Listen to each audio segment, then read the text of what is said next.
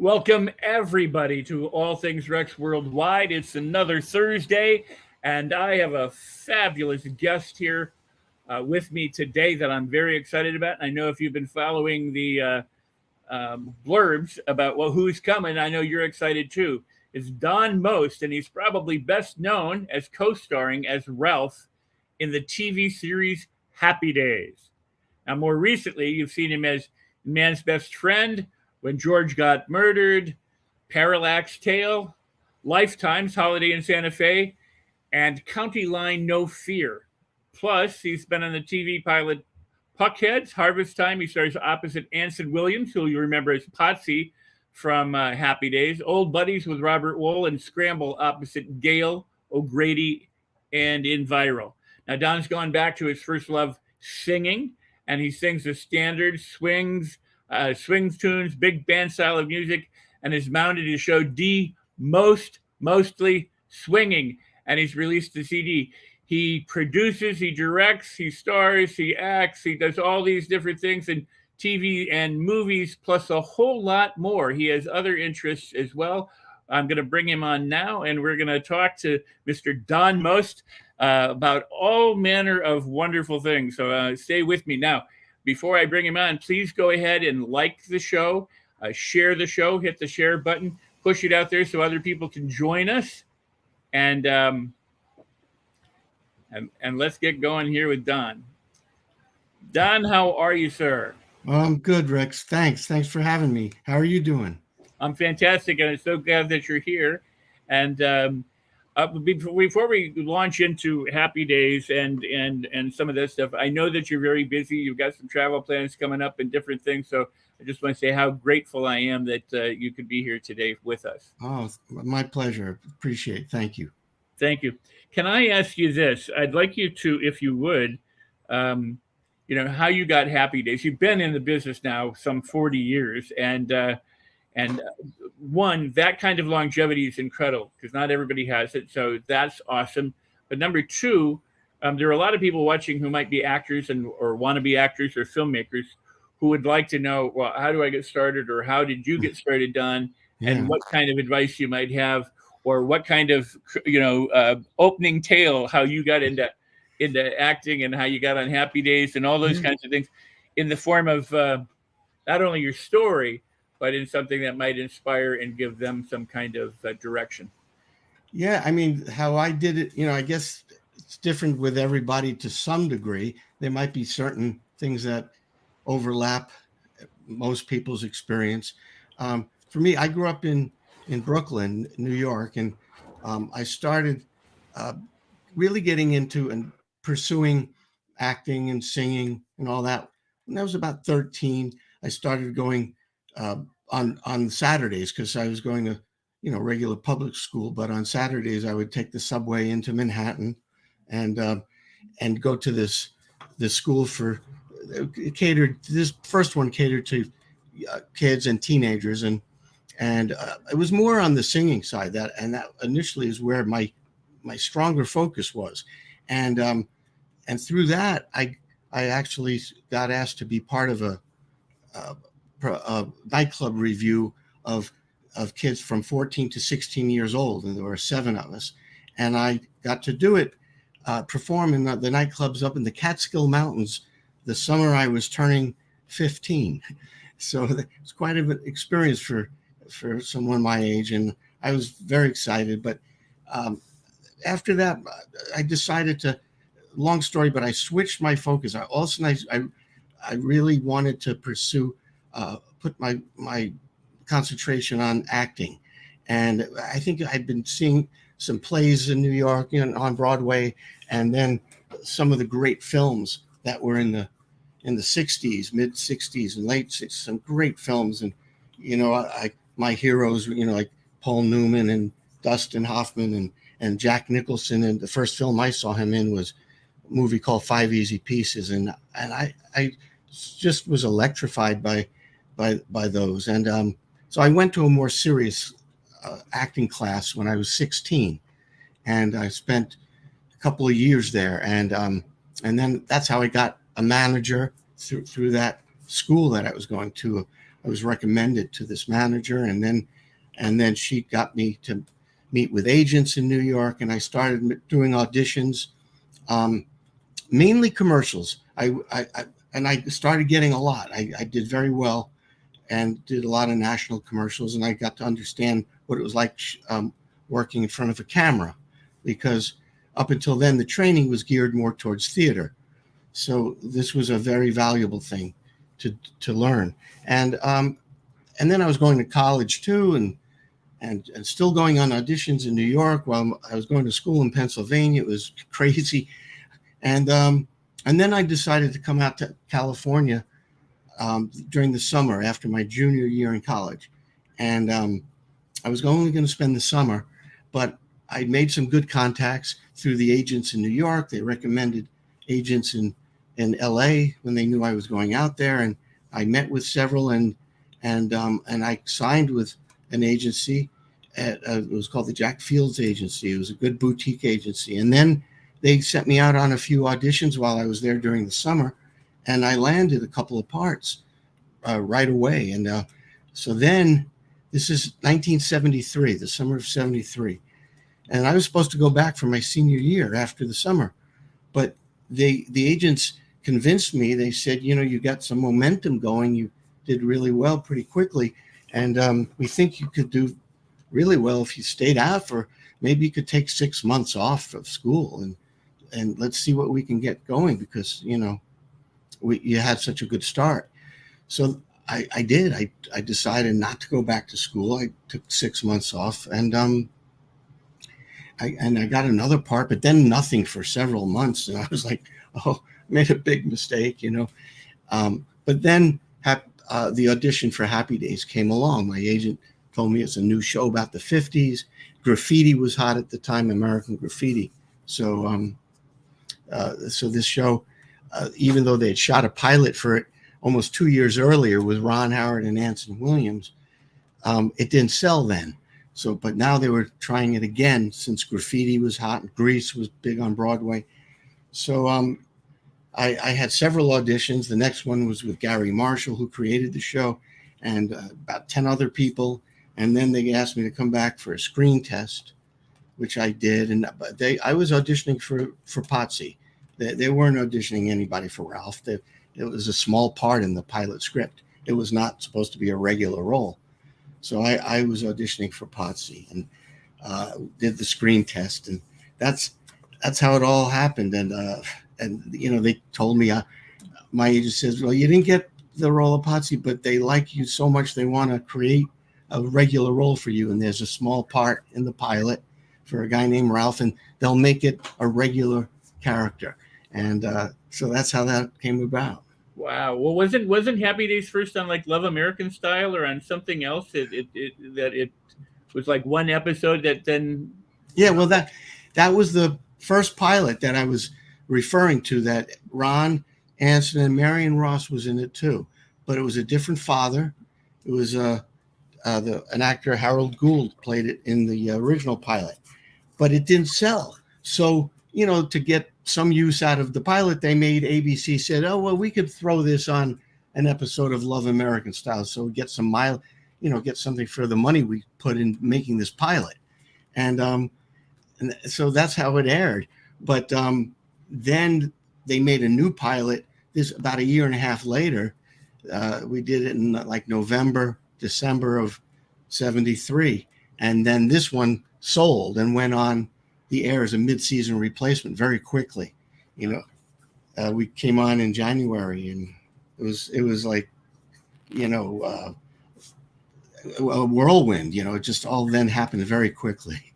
Well, and the show was such a huge hit, and it lasted for so many years. The amount of friends that you made, who were your colleagues, the regular cast, but the number of guest stars and small part players and people that came through there must be legion. I mean, you have a wealth of friends and memories from just that series alone. Oh my gosh, yeah, incredible. I mean, the people that worked on that show, obviously the cast. I mean, it was an incredible cast that we all got along just wonderfully, and professionally, and personally. That's where a lot of that chemistry, I think, came from, that you can't, you can't bottle it. And it just, it's a little bit of lightning in the bottle. And it was a really talented cast that worked hard. And we had a lot of fun, but we took it seriously. And we had great people leading us, like Gary Marshall, as I mentioned, our creator and exec producer, who was amazing, just amazing. And then our director, Jerry Paris, who worked with Gary, and Jerry worked together on the Dick Van Dyke Show all those years. So having Jerry as our director, he was a force of nature and a comedic genius also, like Gary. So, and then a lot of the other writers and producers were all fabulous. So, yeah. And then, like you said, some of the people that came through, the guest stars, we had some great people. Penny Marshall and Cindy Williams came on and did a show, and then that spun off and became Laverne and Shirley. And this unknown comic came on to play. It was like a dream sequence, and he played sort of like a guy from outer space. And who better to play a guy from outer space than Robin Williams, who then they spun that off into Mork from Mork and Mindy, and and then so many other. There were a lot of other. Amy Irving played my girlfriend in one episode, and she hadn't done much in L.A. and so many. Linda Pearl, who I was friendly with, and I introduced them to, and then she wound up being a regular later. But and then we had guests like Danny Thomas and Pat O'Brien was a guest star on our show, and and Lauren Green and even the guy from Buffalo from Howdy Doody, but the guy played not Buffalo Bob. I can't remember now, but yeah, I would have said Buffalo Bob. Yeah, but it's just amazing experience. And then being on the Paramount lot, I got to go and I'd sneak onto sets when I'd hear that there were certain movies being shot. I mentioned that, one of my acting heroes when I was first starting, I saw Five Easy Pieces and Jack Nicholson. He was it for me. And then I heard they were shooting this movie called Chinatown, little movie called Chinatown, and direct with Nicholson and Faye Dunaway and Roman Polanski directing. So I snuck onto this. It was a closed set, but I'm wearing my 50s outfit, and this is supposed to be in the 30s. So it's kind of similar. So it almost looked like I belonged on the set somehow. So they didn't chase me out, and I snuck on there, and I got to see Jack, and then I wound up having like a 20-minute conversation with Nicholson, and I was like, I went back to the set, and I was telling Ron Howard, you can't believe it. I just talked to Nicholson for like 20. I was so excited, So it was just amazing. And John Lennon came to our set one day with his son Julian, unannounced. We're sitting there rehearsing a scene. It's the first year, and Anson, who plays Potsie, said, this guy just walked in. He was getting some coffee, and he said, some guy walked in. Looks a lot like John Lennon. And we're like cracking up, yeah, right, sure, John Lennon. And then also we see this guy walk off with the sunglasses and the hair, and we're like, oh my God, is that? And it was him. He was taking Julie and his son around. They were going to go to Disneyland, and I guess they'd seen a couple of episodes of Happy Days, and so they visited. So it was pretty surreal for me, coming from Brooklyn, and then this happening pretty quickly, and sort of a Twilight Zone. I was in the Twilight Zone now. That is so beautiful. Wow, those days. I want to ask you, how do you think? Well, two things. One is comedy back then was a lot different than it is today. The rules differed. They had network television. There were, kind of censors, like almost the Hayes office in the film, in the early film days, where you couldn't say certain things or get away with what a lot of people get away with now. Oh yeah. Having worked in the Catskills, then you understand those who work blue and those who don't, and that kind of thing. It's easy to be dirty, but it's hard to be clean. What was it like? The difference between then doing comedy and today, doing comedy. I I mean, guess, some of yeah, it's the same. I guess for me, it wasn't, because I didn't know anything different. So at the time, it was, if it's, I'd done scenes in acting class. I'd done a lot of scenes from all different kinds of plays. So we did Neil Simon plays, or other uh, comedies, and so I felt like, if the writing is good and the characters nicely, if you get a sense of who the character is and you're working with good people, and if it's fun, if the writing is funny, and and it has all the right elements, then that was what mattered, because I was not a comedian. I was an actor who could do comedy. So I was never going to try to go up and do stand-up comedy and do an act, that might be blue or clean. So it was just the material. And if the material was good, and you're being honest in the moment, and having a sense of comedy, but still having to be kind of real. And if you're working with good people and you have a director like Jerry and Gary up there, then that's what made it, I made it flow. Yeah, there were a couple of times I remember feeling, oh gosh, like maybe there was something written in the script, and then they tell us a couple of days later, oh, we have to cut that out. We can't shoot it like that because, it's the censors or whatever. They said it's too much, and I'd be frustrated, like, oh no, that was so good to do it that way. We can't do that. There's nothing bad about that. We'd feel like it was being, they were being so squeaky clean about it. And so that there were times when I got, oh, this would have been much funnier if they'd let us say that, or if they let us show this, So sometimes it got a little frustrating, but for the most part, we just relied on working with the fellow actors and doing good material. Oh, that's great. So, thanks for sharing that. And I want to encourage the viewers who are growing in number here too. To feel free to leave comments and ask questions, and if we can, Don will answer them. While we're live. And Don, how about this?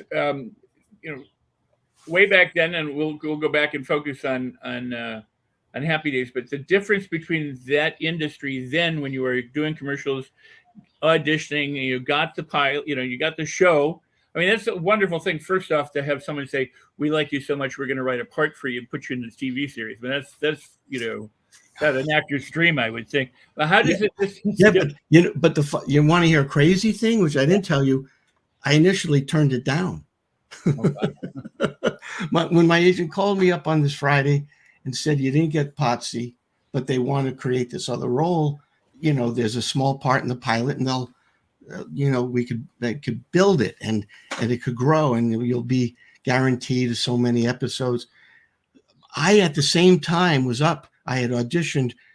I was more interested in drama than comedy at that.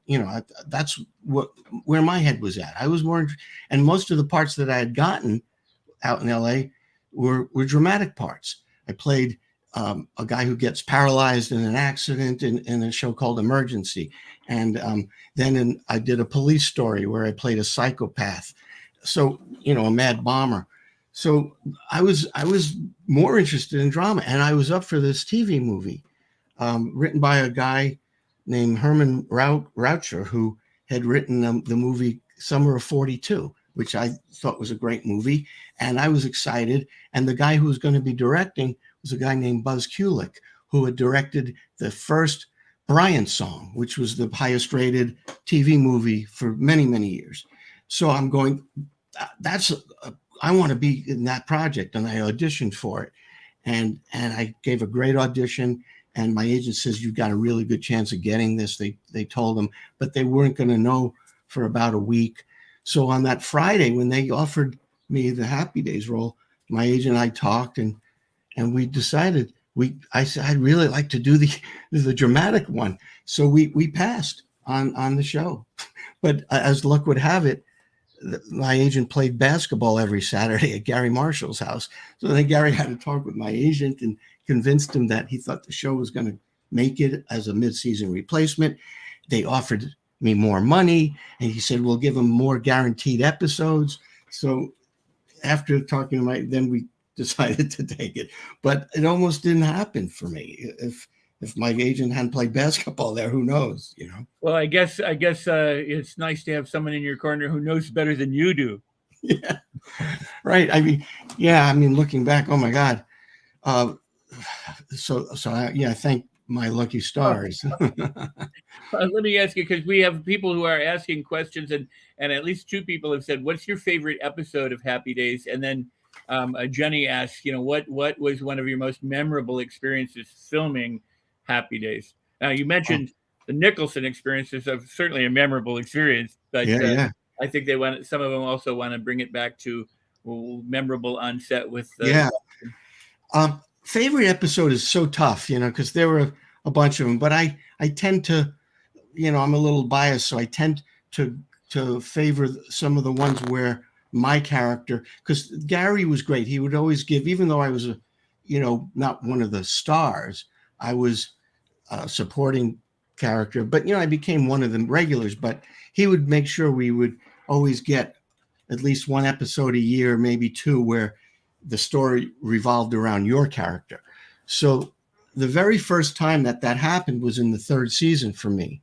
And so this episode meant a lot to me, and I worked really hard on it. And it turned out, there's a lot of other ones too, but this one I'm a little partial to. And it was the one where somebody demolished Fonzie's motorcycle, and he was devastated. He was out to get the guy who did it.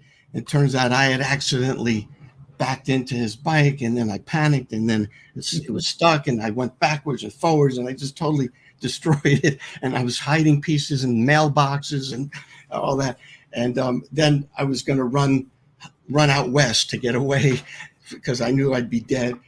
It was a really well-written episode, and the first one that my character was highlighted. So I'm partial to that one, I'd say.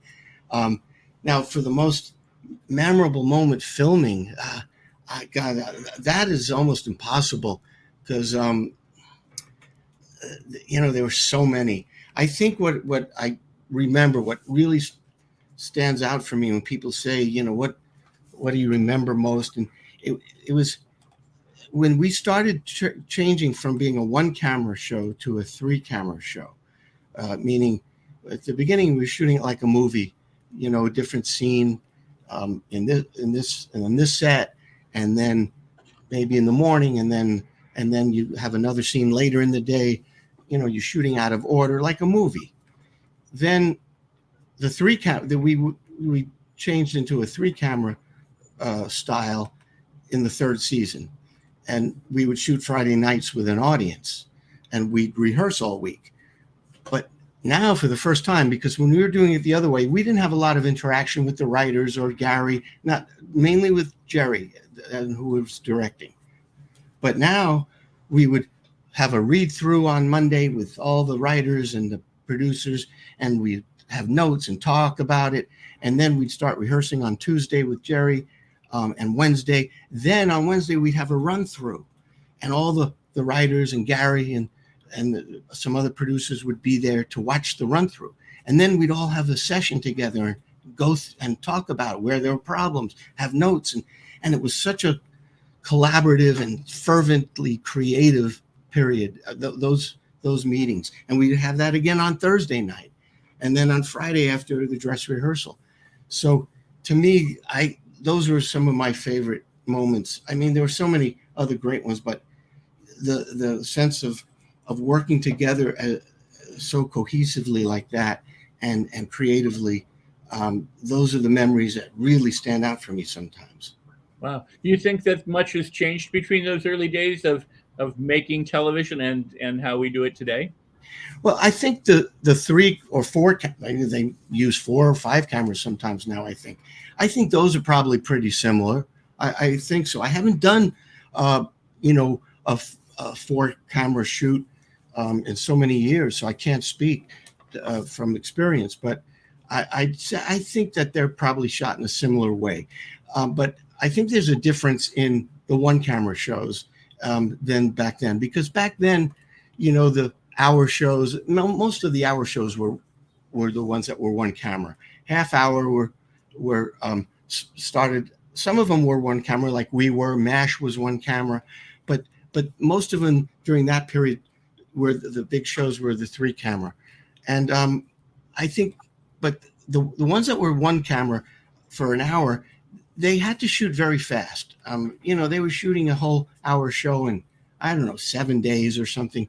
Today, for some of these shows that are for an hour, they take much more time, almost like a movie. I don't know, they could spend 2 weeks. They spend a lot more money, and they don't have to rush. So my sense is that that's why the quality of some of the dramas are really good, because they're able to take so much more time than they used to. Comedies, I don't know. I don't know if the comedies today are any better. That's a tough question, but I don't think there's as much a variance as there is with the dramas. Well, the equipment certainly has changed, and much of it's gotten lighter and more mobile and moving. And now there's Video Village and features, where back in the day in the 70s, you were, a director had a viewfinder. I mean, look at their, true. Yes, definitely. I mean, they can move quicker, and it's easier to do it. But they are spending more money on them too, and it's more time. So I'd say that there's a bigger difference in the dramatic shows, I think. I would agree with you. And I think they're better. I mean, in many ways, because they're now like, an entire series is like a movie. I mean, you have a character story arc that can last over 5 or 6 seasons, where it used to be wrap it up in the episode. Definitely.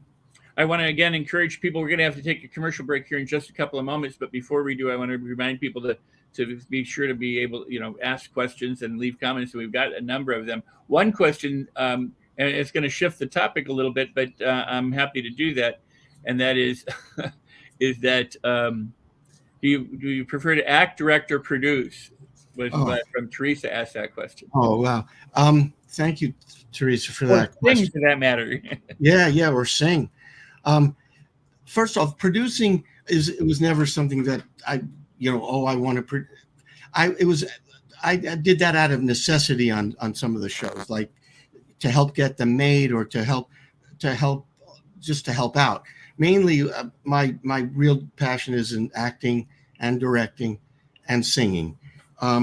It's so hard to pick between them, because it depends. If on this particular role, I might not have had it was a good experience acting, but on this role and the script, it was great. It's hard to compare that with singing, because in singing, you're picking out all the material. So it's all the material. It's like, it's great material. You don't always get to do that as an actor. Some is okay, some are good, and then once in a while you get lucky and it's great material. So it's hard to compare. Now with directing, that's a little again, if I'm directing something, because I've only directed independent films and some theater, so I'm picking the material that I choose to direct. So it's hard, because as an actor, I just don't always.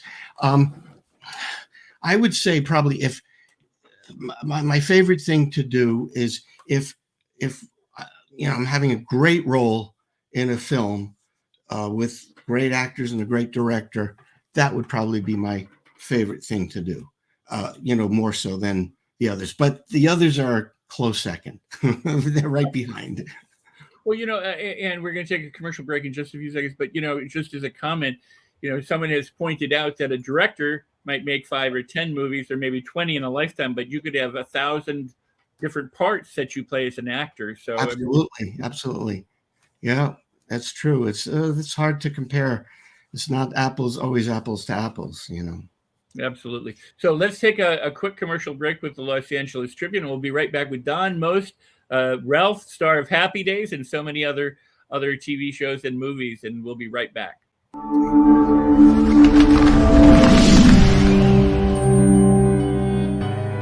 Welcome to the Los Angeles Tribune page.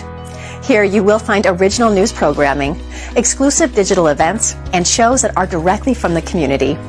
At the Los Angeles Tribune, we believe in giving a voice to the voiceless. We are proud to be the only national brand to empower everyday people to make a difference. Since 1886, our reputation has been built on truth and responsibility. Thank you for watching and making a difference. For general inquiries, contact today. Thank you on behalf of the Los Angeles Tribune team.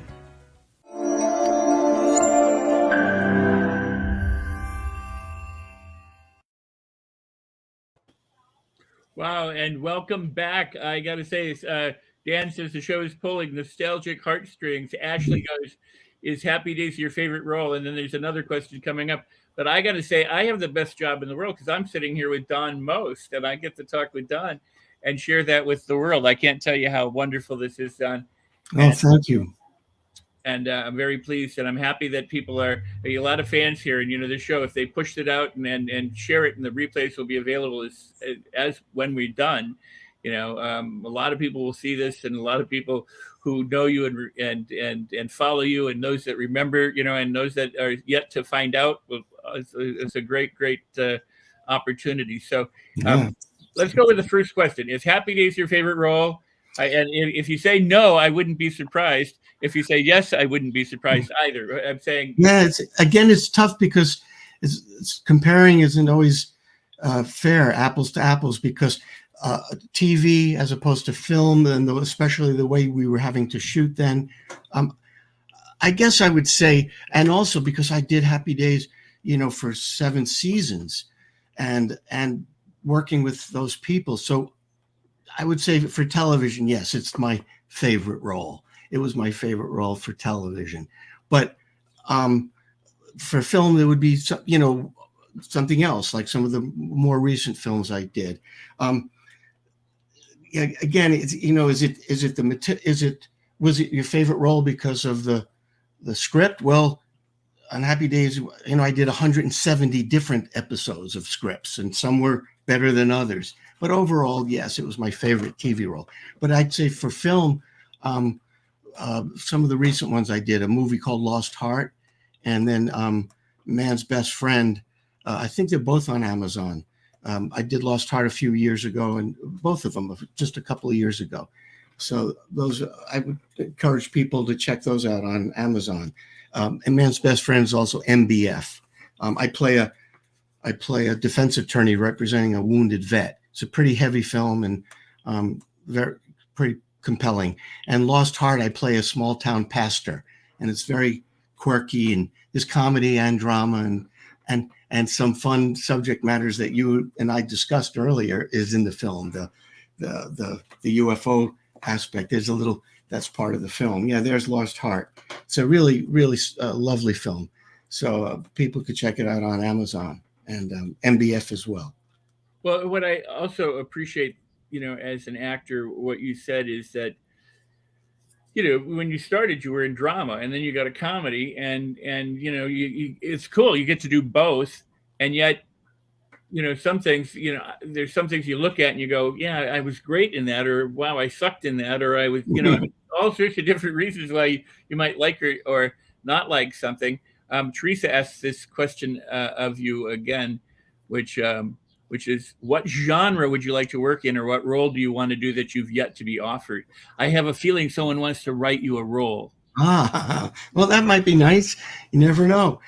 Genre, I guess, to me, if the script is really good, whatever genre it is, if it's really well written and I love the character, the genre is not that important to me. Although I don't know that I'd want to do, like a really graphically violent horror kind of stuff that's just for the, that's more gratuitous than anything, as opposed to, if it's a film where that's a, beautifully done script, but there is something that is very important to the script that is necessary, that's different. So, but genre, I think what I would love to do is if there was and I did a little bit of that in Lost Heart, but I'd like to go further with something that has both comedy and drama in it, and they kind of are seamless. the way life is, where a movie is both. It could be dramatic, but it also could be funny, and it can go back. And that's in MBF, where I play the defense attorney.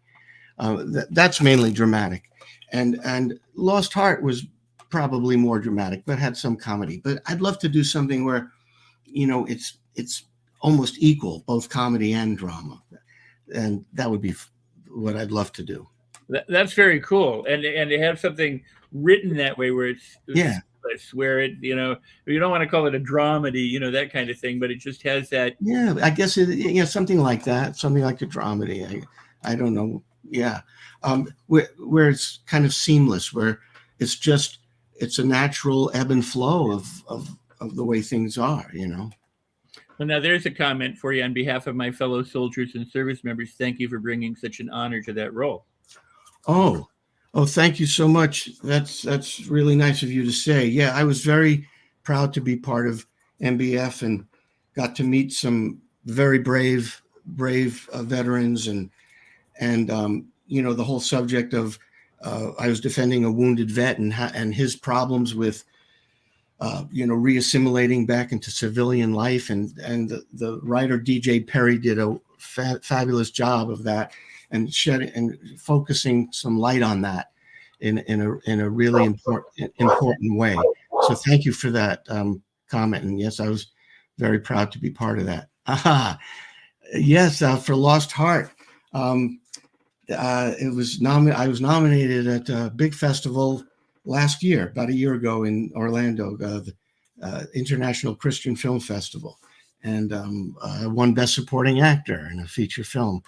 And it's not like the movie it was just, it had those values are there, but it wasn't like it was a I don't know, people might think of a Christian film. Is it a religious film? No, it's just the values that are akin to people who want to keep movies in a certain way and uphold those values and themes and good themes and really great characters that you inspirational, all that kind of stuff. But it's just a really good movie, and it happens to fall into those guidelines. Wow. Well, I'm going to ask you this on the air, and don't feel obligated to say yes by any means, but I'd love to have you back at another time, because there's just so much to talk about with you on air, both Happy Days and other things. But I do want to turn, because you've done other things in these other movies and other shows. We also share some friends in common who you've worked with, and then there's some off the chart kind of stuff too that we could talk. Right. And, so I'd like to be able to get to all of that. But Lydia Cornell, for example, she was on the show not that long ago, dear friend of mine and yours, and so recently you did something with her. Yes, it was great to work with Lydia, because I'd met Lydia way back. She had just graduated from the University of Colorado in Boulder, and somehow she was visiting the set of Happy Days. I don't know who she was there to meet. I don't even remember, but we started talking and we became friends and hung out back then for a while. And then we didn't see each other for years. Then I wound up doing an animation, a voice, and she was doing a voice on a CBS special. And then we'd run into each other here and there. And then she came to see me sing at a couple of the clubs when I've been doing the jazz clubs. But very recently, we did a project together. It's a series called Viral Vignettes, and it's about 11 short films basically. And I was kind of involved in exec producing it, and I starred in 3 of the episodes, and I directed one, and the one I did with Lydia was I directed her and Linda Pearl, and it was a episode called Care Package, and they were great. It was a really funny, very funny episode. It has to do with, it was during COVID. So we were all doing it on our computer, and it was dealing with, all the stories were with people who dealing with COVID, and we were shooting it on our own computers, and with the producer director sort of overseeing it. And it was a very interesting experience. And they came out great. And it's been winning a lot of awards at festivals, all kinds, individual, the individual episodes, and then as the whole movie, it's been, and we're in talks with somebody right now for distribution, and we're working on editing it all together. But Lydia was great in that, and it was so much fun to direct her after all those years. I'm sorry, I can't hear you, Rex. My bad. I sometimes mute because of my dogs. Oh, once right. we got COVID bound, everything is like still in home, and so it's like one of those. The dogs sometimes bark.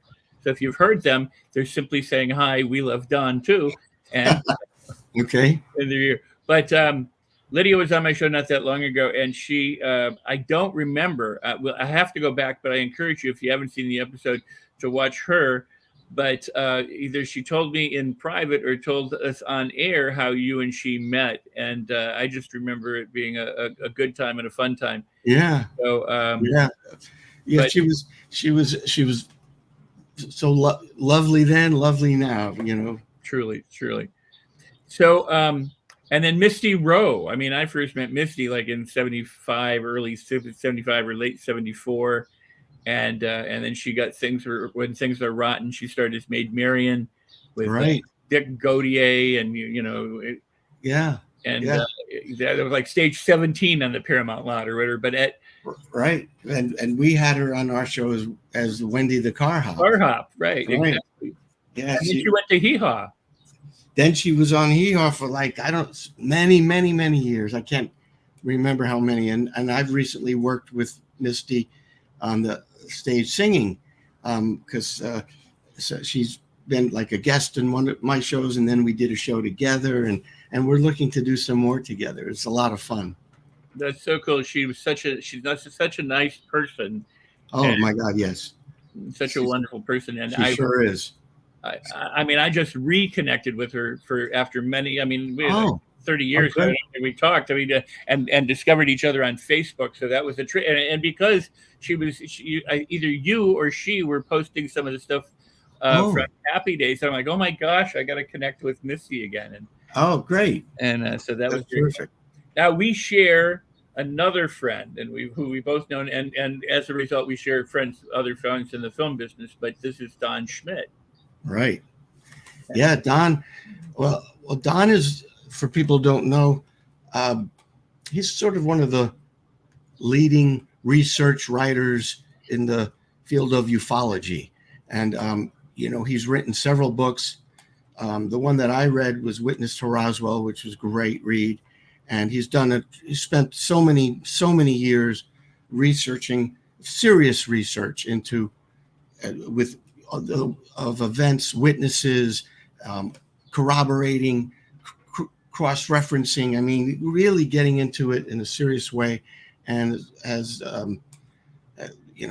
is very well respected in that field. And I was surprised when you told me, Rex, that you've known Don a long time, and that was great to hear. And as I was telling you earlier, I have a project with a partner of mine, Bryce Zabel, who's he's kind of known in the UFO world because he's very, very, very knowledgeable. Did And you Fire in the Sky was that Bryce? No, he didn't do Fire in the Sky. That was he wrote the first movie for the Sci-Fi Channel, and it was a UFO. It was about UFO. Oh gosh, the name of it escapes me right now. But he started out as a CNN journalist before he got into show business. So he's a serious journalist, and he's done a lot of research into this as well. He and we were on Coast to Coast together, and he's been a guest on Coast to Coast many times. But we had optioned one of Don Schmidt's books, Witness to Roswell, along with another book by the late Stanton Friedman, a book called Top Secret Magic, and we developed it into a movie, and it's excellent. So hopefully we're going to be able to get that made. That's what one of my bucket lists or wish lists or whatever you want to call it. Oh, that's great. Well, Don was a guest on this show too, And then I do another show called Rex Sikes Movie Beat, and I had Don on an episode of that as well. Oh, And good. Talking about when they, he was associate producer on the Roswell movie with Kyle MacLachlan and oh, right, yeah. I remember that. Yeah, that was some years ago on Showtime. That film, right? I think it was I thought it was Network. I don't remember. It's so many years ago, but it may have been Showtime. You may be correct. It was. Yeah. It was good. I really enjoyed that, and it's time for another one like this one. Where ours is, based on all the actual events and witnesses and a lot of real. I mean, there's a certain amount of fictionalizing that we had to do, but we're not really glorifying it and making up stuff, because there's enough incredible stuff in the truth. Having known Don for 20 or 30 years, the stuff that I feel privileged to when we have lunch or dinner and meetings or whatever, there's just so much. And then a lot of it ends up in his books, but sometimes I get, like you do, we get to hear about stuff that a lot of people don't hear about while they're going through the process of researching it. So right. I would love to see you make that movie, based on his book, because yeah, what I do appreciate about Don, I mean, I really do, because there's good science and bad science. I mean, there are people out there who have agendas on either. When I first met Don many, many, many years ago, he was just very, I'll tell you what I don't know, and I'll tell you what we know, and I'll tell you what we think, and I've been with him now all these years to notice how his opinions have gotten stronger in some areas or weaker in other. Not weaker, but he's changed his what he says, but he's dedicated to uncovering truth. Yes, absolutely. Accurate information, and he doesn't want to snowball anybody, and he's not the kind of guy who goes, well, I wrote some books, so I have to say this. If it turned out that everything was wrong, he would go, it's wrong. That's just the kind of integrity that he demonstrates. Right. Absolutely. Yeah, for sure. So very cool. So we still have so many questions. So we're back to happy days. Thanks, Ashley. And I'm happy to go any which way the viewers want to go. Thank you, Ashley. I just saw her comment. That's very funniest cast member. Funniest cast member on Happy Days. Well, thank you so much. That's very kind, and I appreciate that. I had I don't know if it's an advantage, but Jerry Parrish was a very, very funny man, and he took a real. We connected, and I started borrowing things from Jerry to put into the character of Ralph, because I wasn't really like Ralph. I was never the guy who wanted to be the funniest guy in the room. I wasn't like that. Jerry was kind of like that, So I would be influenced by him, and I would steal things from him and put them into the character. My famous line. I had a great catchphrase. Well, that was Jerry used to say it, and we'd be going somewhere, and I don't want to say it yet, but he would use that line. So one day in one of the episodes, it wasn't in the script, I said to Ron, we were in Arnold's, and this is an audience, we're shooting Friday night, getting ready. I said, get ready, Ron, in this scene. When you come to this line, be prepared. I'm going to say something that's not in the script, but I'm telling you so I won't throw you. And I didn't tell him what it was. I didn't tell anybody. And then I delivered the line, and Jerry went crazy, and the audience liked it. Then they started writing it in for me all the time. And it was, Jerry's line was, I still got it. That was, and then it became my line because I put it in, but nobody knew. But I kind of borrowed it from Jerry, and I would do that in other things. So I think that helped me become a little funnier than I really was. Well, you mentioned earlier, like having Pat O'Brien and different people on the show.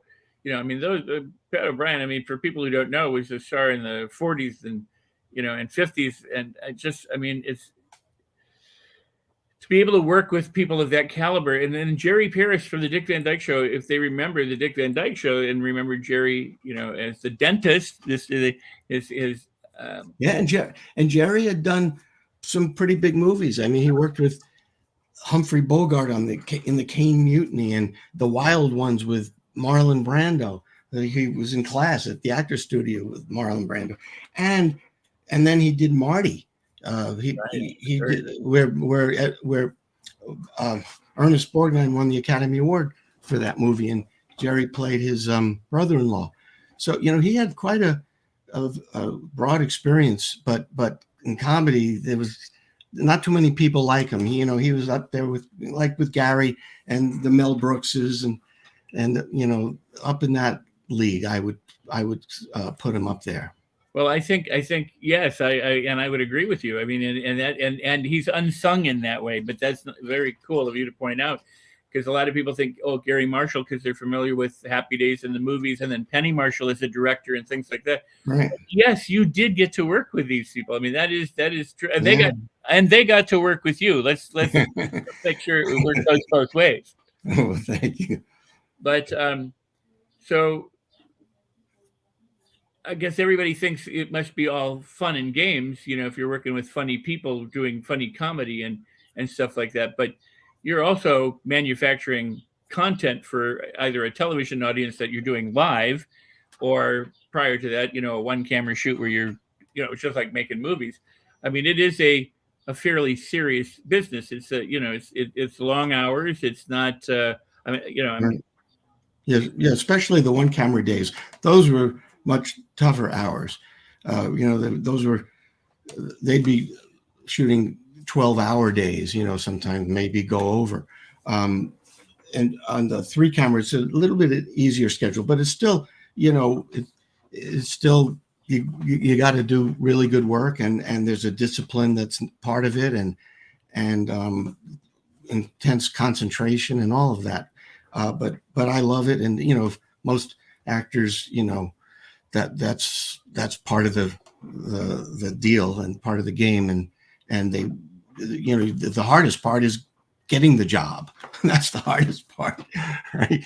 Then once you have it, then you're happy. But it's a tough business finding the work and at every stage. I mean, sometimes it gets easier for a while, but then there's times where now it's a little bit of a lull, a slow period, and it could be a real roller coaster. That's why Jenny has this question. Yeah. I'd love to hear if there are any painful experiences that ended up being beautiful life lessons in the long run. It's a great question. So I kind of was alluding to it. When I left Happy Days after the 7th season, and the show ran for 11 seasons, but I felt like I was playing the same character for that long, and felt the quality of the writing. It was, I don't know, it gets hard after that many years for them to keep it fresh. So it was a combination of me not wanting to just keep playing one character and be associated with this one character, and I wasn't like him to begin with, and I wanted to do so many other things as an actor. So it was a hard decision, but I decided to not renew the contract after the 7th season. Same thing that Ron Howard did, because he wanted to pursue directing. So we both didn't return. So after that, it was some tough years where, because I was trying to get away from that character. People, they wouldn't let me even come in and audition for the kinds of parts I wanted to, because they, oh no, he's from Happy Days, and he's not right for this, I know he's the wrong type. And it was incredibly frustrating, and there was some trying times that I went through. So that it was painful experiences. But I persevered and plug away and get one thing here and something here that would lead to this, and slowly open up the door a little bit, make some cracks in those barriers that had been placed around me, so to speak. And but now, and it's really been opening up. I mean, it's been a gradual process, and it's some ups and downs, but in the last year is my busiest year that I've had. I did 4 movies in like 6 months, and playing such different roles, from a pastor to a polygamist, and then a guard in a prison, and then to a career criminal, and then a king. So I love it. That's what I always want to do as an actor, is play all different roles. And I have some new ones coming out. There's one called County Line, No Fear, where I play this career criminal. It's with Tom Wopat and Casper Van Dien. That'll be out later this year. When George Got Murdered just went on Amazon 2 days ago. It just came out, and it's I play a prison guard in the prison where Derek Chauvin was being held. That's what they're following what happened. So it's a very different kind of role. Wow, we got to be watching for that. I was going to ask you what you had coming up, because you do so many different things, and you I don't want to say that you answered, so I want to ask, in both the lean times and the good times, the all these years later, what keeps you going? What is it? Is it searching for that role you want to do, or is there something else that keeps you fascinated with this business? Yeah, I mean, I always had such passion to want to do so many different kinds of things, and I think the fact that there were years where I wasn't getting to do it, and it's like now it's finally sort of opening up. So I want to continue down that path, and there's many more roles that I want to play and direct, and scripts to direct. I have several that we're getting close on, that I'm attached to direct, like 3 different films, and we're getting close on getting financing on at least one of them, and maybe 2. So I would love to do that again. It's been a while. I've directed 3 independent films so far, and the ones that I'm talking about are very exciting to me. So that's what keeps me going. Is just the passion for the work, and I love movies and television, if whatever, and theater. So I just feel there's a lot more to do, and like this is a whole next phase for me. Oh, that's fantastic. We're going to have to wrap it up pretty quickly, but I want to ask you to, when we say our official goodbye, I want you to wait in the green room, if you would, for a few minutes, so I can come back and say, goodbye officially. I don't want, we're not going to end the second we end, but Jenny, I'd just like to thank Jenny for the very beautiful words that she just put out there for me. I appreciate that, Jenny, very much. Thank you. It means a lot.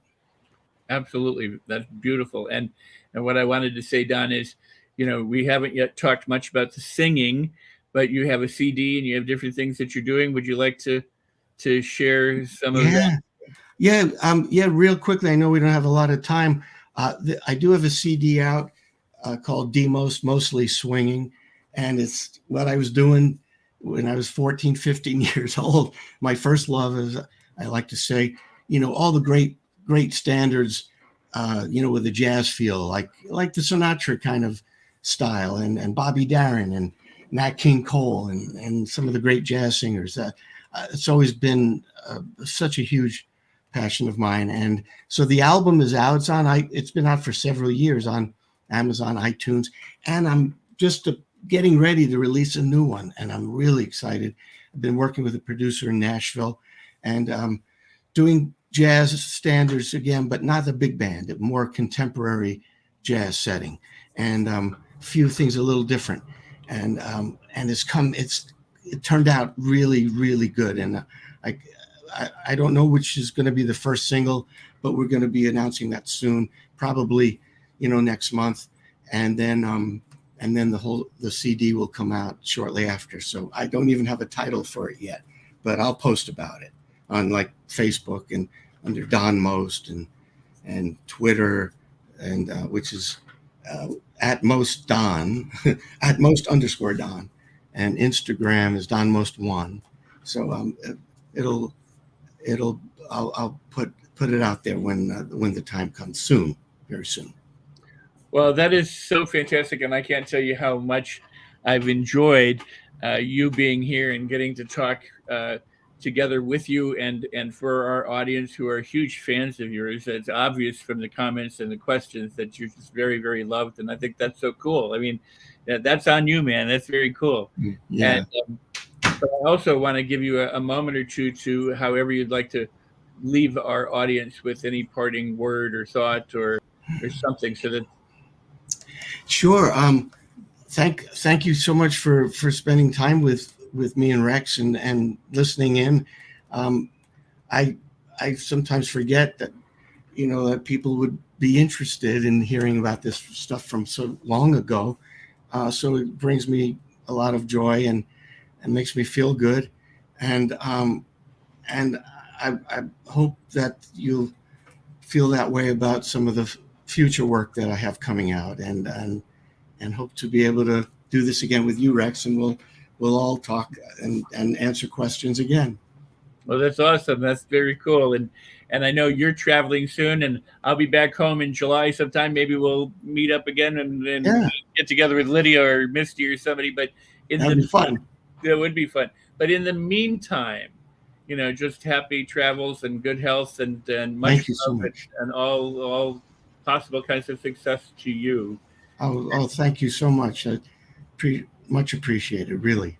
Well, I really thank you for spending your time and sharing your light and your energy, and the memories with all of us. Yeah, great memories indeed. Oh my God, sometimes it seems like, was that from a different life? And it's very surreal sometimes. But thank you for having me. I really enjoyed talking with you, and for all of you out there, thanks for spending the time with us. Thank you. All right, I'll be right with you in the green room in just a couple of minutes, so if you don't mind waiting. Thank you, Don. And that is Mr. Don Most. Be sure to go ahead and visit him at realdonnymost.com. Just a note, I was going to ask him, but he said it's not necessarily updated, but he is on Twitch, on Twitter, on Instagram, and on Facebook, so you can go find him there. And you can tell him you saw him from this show. I mean, that would be fantastic. And let him know how we've connected. I also want to say that I really do appreciate that you're here watching with us and asking questions and leaving comments and being part of this live community. Do go ahead and share this out there. Post it on your Facebook wall or LinkedIn or Twitter or Twitch or wherever it is, Instagram. But push it out there. Let other people see it and enjoy it the way you have and the way I have. And then go ahead and like it, and subscribe to it, on YouTube and all those different places. Remember that the replays are immediately available. It takes a little while to get on Roku, I believe, but they're immediately available from wherever you're watching. So if you're watching from Facebook, you can share that link right now. If you're watching from LinkedIn, you can share that right now. You're watching from YouTube, you can share that right now. So please go ahead and do that. And do like and continue to comment even in the replay, because guess what? We will see them, I am sure. So before we go, I want to thank you for being here. I got an incredible guest coming up next week. Not going to say who it is yet, but another great guest every Thursday, 3 p.m. Pacific, 5 p.m. Central, 4 p.m. Mountain, 6 p.m. Eastern, and wherever you are in your local time zone, anywhere around the world. Before we go, I need to tell you about my book, Life on Your Terms, Create the Life That You Want, because that's my book that I really want you to have. And if you get it, and you get it from Amazon, I have a very, very special offer for you. It's not even an offer. It's a gift for you. And that is that if you go to here, rexsikes.com/book with your receipt code from Amazon, and you put it in the little box here and you follow the instructions at rexsikes.com/book, I want to give you a training of mine. It's valued at $497. It's called The Mastery Loop. It's on how to master your mind, your thoughts, your feelings, your behavior, so that you can start creating the results that you want and start living the kind of life that you want to live. I'm going to give that to you absolutely free as a bonus for having gotten the softback or the hardback book. Also, you should know, I don't know when it's going to be due, but they are just today. I sent the files over for the Audible version to be recorded. So hopefully at some point soon, you'll not only be able to read the book, you'll be able to listen to the book. So with that in mind, go get the book, and then, of course, claim your free training. And again, I want to thank my guest, Don Most, for being here and spending so much time with us. And I'll leave you with this. If you consider it a blessing, it's a blessing. If you consider it a problem, it's a problem. It's whatever you think it is. So whatever you do, celebrate everything. With that, I'll see you the next time.